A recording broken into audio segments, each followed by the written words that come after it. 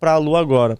Ô Lu, você tem meta de dividendos que você tá alcançando, meta anual, que você... Eu tenho. Eu vi um vídeo, se eu não me engano, seu, de um podcast. Acho. Eu tenho uma meta pessoal de chegar a 1 milhão de dividendos por ano, não é por dia como o Barsi, é 1.015 por dia como é o do Barsi. Mas eu tenho a meta de ganhar 1 milhão em dividendos por ano. Em dividendos por ano? Estou chegando. 2022 foram 800 mil. 800 mil? E Caramba. você acha que em 2023 você vai bater agora? Sem dúvida, porque a quantidade de ações vai aumentando cada vez mais, né?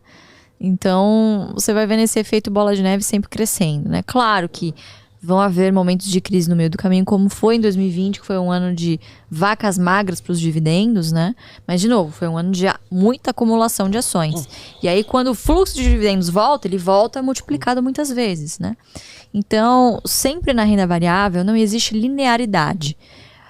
Poxa, mas o Warren Buffett teve né, a carteira dele cresceu 20% ao ano, mas não foi 20% ao ano, todo ano 20%. Se você pegar a rentabilidade acumulada e fazer a média anual, aí sim, essa foi a rentabilidade média dele. Bom, o pessoal acha que é uma escadinha, né? É assim. Pô, não é assim que funciona, né? Então, você tem ali períodos bastante sombrios em que você vai perder a sua fé, você vai duvidar da sua capacidade, você vai se questionar, poxa, será que o que eu estou fazendo é o caminho correto? Né? E até a gente que tem bastante tempo de bolsa já se encontrou nessa situação, né? De duvidar do que está fazendo, mas pô, chacoalha, né? Deixa esses pensamentos para lá, continua fazendo o feijão com arroz bem feito e segue em frente, que vai dar certo sim, né? Então, em algum momento você já duvidou da estratégia, Lu? Já duvidei, mas não da estratégia, duvidei que eu seria capaz de empregá-lo. Eu passei por uma fase meio rebelde, né? Vamos dizer assim. Logo depois que eu me formei em economia, já me achava a rainha do valuation, né? Então, tava estudando pro CNPI, já trabalhava com passava research. Em frente a qualquer lugar, já queria fazer o valuation. Isso aqui vale R$15, né? Acho que já faz o valuation de cabeça, né? Coisas do jovem, mas enfim.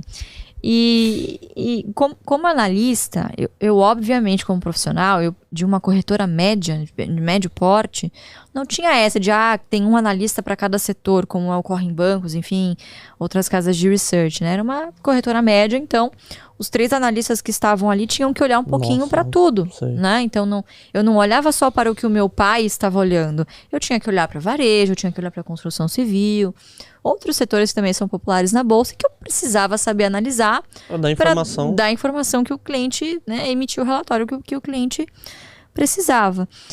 Então, inevitavelmente, quando você começa a perder um pouco o foco, e meu foco ali estava no profissional, naquele momento eu comecei a dar uma viajada na maionese.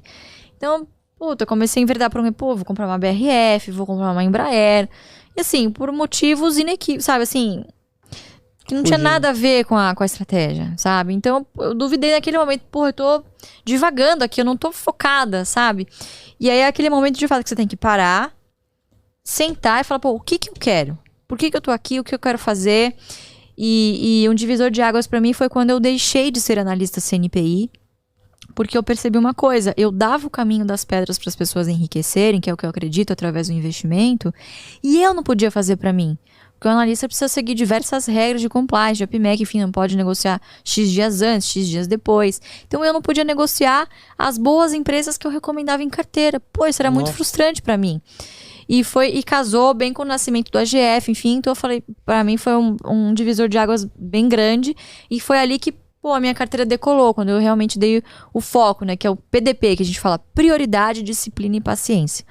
Então eu foquei naquilo que eu acreditava que seria o caminho correto para mim, né? E aí acabei saindo da corretora, enfim, foquei 100% no AGF e acabou dando certo, né? Mas foi arriscado e foi um período que eu senti assim que eu meio que me perdi, sabe? Apesar de ter sempre o meu pai ali do lado, enfim, me perdi não no sentido de perder dinheiro, mas me perdi ali no foco.